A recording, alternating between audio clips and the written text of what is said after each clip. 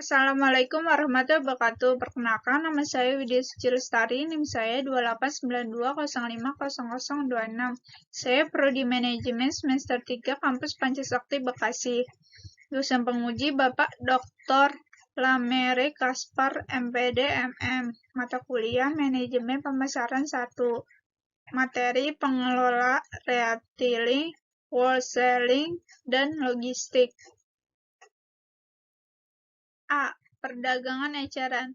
Pengecer atau retailing atau toko eceran atau rental store adalah semua badan usaha yang volume penjualannya terutama datang dari penjualan eceran. Semua organisasi yang menjual kepada konsumen akhir, naik produsen, perdagangan grosir maupun pengeceran merupakan usaha eceran. Jenis-jenis pengeceran. Jenis-jenis pengeceran yang sangat terkenal adalah department store. Department store membutuhkan waktu 80 tahun untuk mencapai kedewasaan, sedangkan outlet gudang eceran mencapai kedewasaan dalam waktu 10 tahun. Tingkatan layanan. Hipotesis roda usaha pengeceran menjelaskan alasan jenis toko baru timbul. Jenis toko baru memenuhi berbagai preferensi konsumen yang luas untuk meningkatkan layanan dan layanan tertentu. Pengeceran memposisikan dirinya mereka menawarkan satu dari tempat tingkat layanan. Yang pertama, swalayan adalah dasar dari semua operasi diskon. Banyak konsumen bersedia untuk melakukan proses mencari membandingkan memilih sendiri untuk menghemat uang. Yang kedua, memilih sendiri. Pelanggan mencari barang mereka sendiri walaupun mereka dapat meminta bantuan. Yang ketiga, layanan terbatas. Pengeceran ini dapat memilih lebih banyak barang atau jasa belanja seperti kredit dan tawaran pengembalian barang. Pelanggan membutuhkan lebih banyak informasi dan bantuan. Yang keempat, layanan penuh. Wiraniaga siap untuk membantu dalam setiap proses mencari membandingkan memilih. Pelanggan yang suka ditunggui memilih toko jenis ini. Dengan menggabungkan tingkat layanan yang berbeda ini, kita dapat membedakan setiap strategi positioning yang luas yang tersedia bagi pengecer. Yang pertama, Bloomingdale's. Toko yang menampilkan jenis produk yang luas dan nilai tambah yang tinggi, memberikan perhatian terhadap desain toko, kualitas produk, layanan, dan citra. Margin laba mereka tinggi dan bila mereka mempunyai volume penjualan yang cukup tinggi, mereka akan sangat menguntungkan. Yang kedua, Tiffany. Toko yang menampilkan jenis produk yang terbatas dan nilai tambah yang tinggi, melestarikan citra eksklusif dan beroperasi dengan margin yang tinggi dan volume yang rendah. Yang ketiga, Sunglass Hall. Toko yang menampilkan lini yang sempit dan nilai tambah yang rendah sehingga biaya dan harga tetap rendah dengan cara menetralisasi pembelian barang, iklan, dan distribusi. Yang keempat, Walmart. Toko yang menampilkan lini yang luas dan nilai tambah yang rendah, berfokus pada menjaga harga tetap rendah serta memiliki citra sebagai tempat melakukan pembelian yang baik. Volume yang tinggi mengimbangi margin yang rendah. Walaupun sebagian besar barang dan jasa 97% dijual melalui toko, usaha eceran non-toko telah tumbuh lebih cepat daripada usaha eceran toko. Usaha eceran non-toko dibagi menjadi 4 kategori utama. Yang pertama, penjualan langsung. Yang kedua, pemasaran langsung. Yang ketiga, mesin otomatis. Yang keempat, layanan pembelian. Perdagangan eceran korporat. Organisasi ini mencapai skala keekonomian dan daya beli yang lebih besar. pengakuan merek yang lebih luas dan karyawan yang lebih terlatih dibandingkan yang dicapai oleh toko independen secara mandiri. Dalam sistem waralaba, terwaralaba individual adalah kelompok perusahaan yang terkait erat dan mempunyai operasi sistematis yang terencana, terarah, dan terkendali melalui inovator operasi tersebut pewaralaba. Waralaba dibedakan berdasarkan 3 karakteristik. Yang pertama, pewaralaba memiliki nama dagang atau jasa dan melisensikannya kepada terwaralaba untuk mendapatkan pembayaran royalti. Yang kedua, terwaralaba membayar untuk mendapatkan hak menjadi bagian dari sistem. Yang ketiga, terwaralaba menyediakan sistem pelaksanaan bisnis kepada terwaralaba. Lingkungan eceran baru.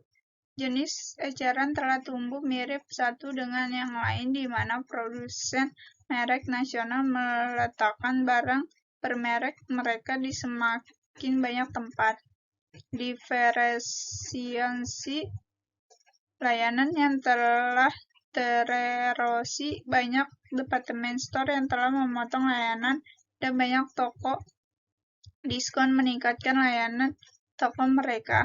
Pelanggan menjadi pelanggan yang cerdas. Mereka tidak mau lagi membayar lebih untuk merek identik, terutama ketika perbedaan layanan telah hilang atau mereka tidak lagi menginginkan kredit dari toko tertentu karena kartu kredit bank telah diterima secara umum.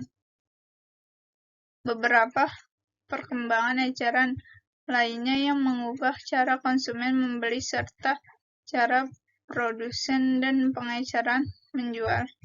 Yang pertama, bentuk dan kombinasi eceran baru. Yang kedua, pertumbuhan persaingan antar jenis. Yang ketiga, persaingan antar pengecer berbasis toko dan non-toko. Yang keempat, pertumbuhan pengeceran raksasa.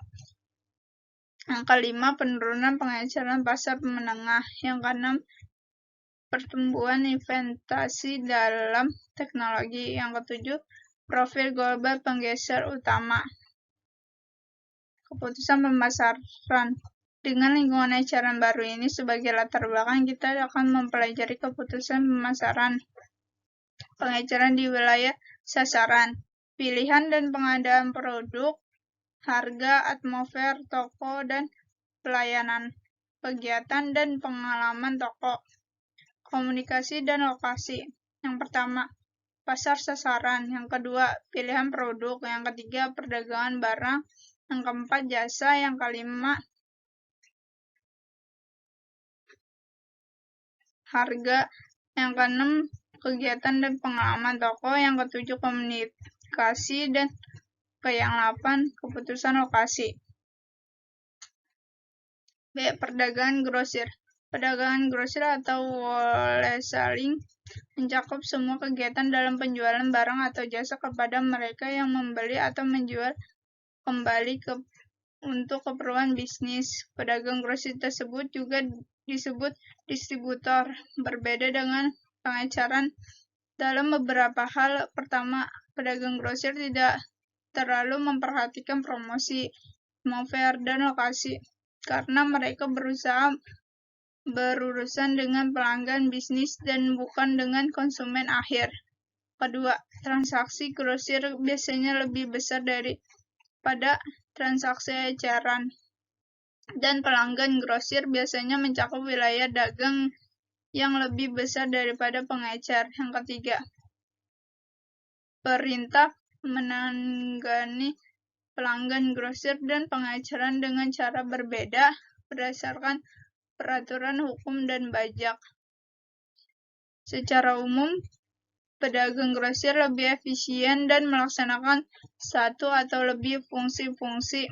Yang pertama, penjualan dan promosi. Yang kedua, pembelian dan pembentukan pemilihan barang. Yang ketiga, pemecah jumlah besar. Yang keempat, penggudangan. Yang kelima, transportasi. Keenam, biaya. 7, penanggungan risiko. Yang ke-8, informasi pasar. Ke-9, layanan manajemen dan konseling. C. Logistik pasar. Logistik pasar meliputi perencanaan infrastruktur untuk memenuhi permintaan, lalu mengimplementasikan dan mengendalikan aliran fisik bahan dan barang akhir dari titik asal ke titik penggunaan untuk memenuhi kebutuhan pelanggan dan mendapatkan laba. Perencanaan logistik pasar mempunyai 4 tahap. Yang pertama, memutuskan posisi nilai perusahaan bagi pelanggannya. Yang kedua, memutuskan rancangan saluran dan strategi jaringan terbaik untuk menjangkau pelanggan. Yang ketiga, mengembangkan kesempurnaan operasional dalam peramalan penjualan, manajemen gudang, manajemen transportasi, dan manajemen bahan. Yang keempat, implementasi solusi dengan sistem informasi, peralatan, kebijakan, dan prosedur terbaik. Dengan mempelajari logistik pasar, manajemen dapat menemukan cara yang paling efisien untuk mengirimkan nilai logistik.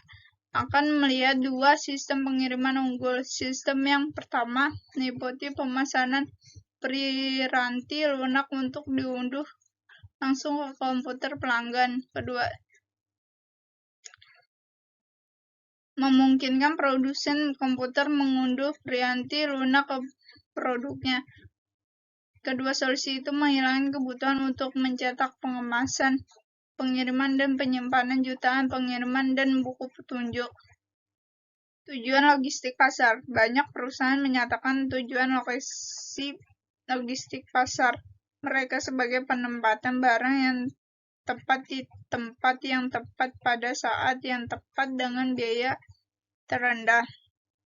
Sayangnya tujuan ini hanya memberikan sedikit paduan praktis. Tidak ada sistem yang dapat memaksimalkan layanan pelanggan dan meminimalkan biaya distribusi pada saat yang sama.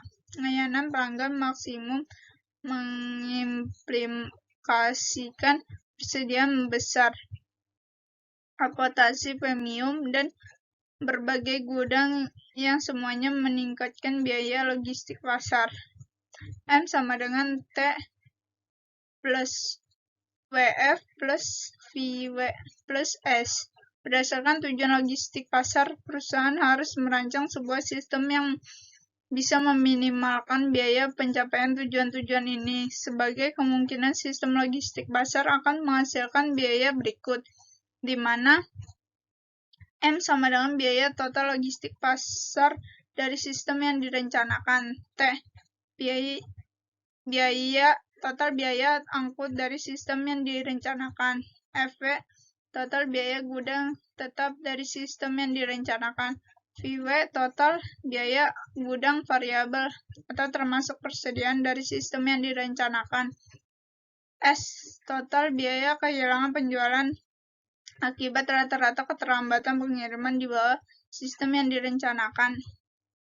Pemilihan sistem logistik pasar memerlukan pengamatan total biaya M yang berhubungan dengan berbagai sistem yang direncanakan dan memilih sistem yang meminimalkannya. Jika sulit mengukur S, perusahaan harus meminimalkan T plus W FW plus VW untuk meningkatkan layanan pelanggan yang ditargetkan. Sekian dari saya. Wassalamualaikum warahmatullahi wabarakatuh.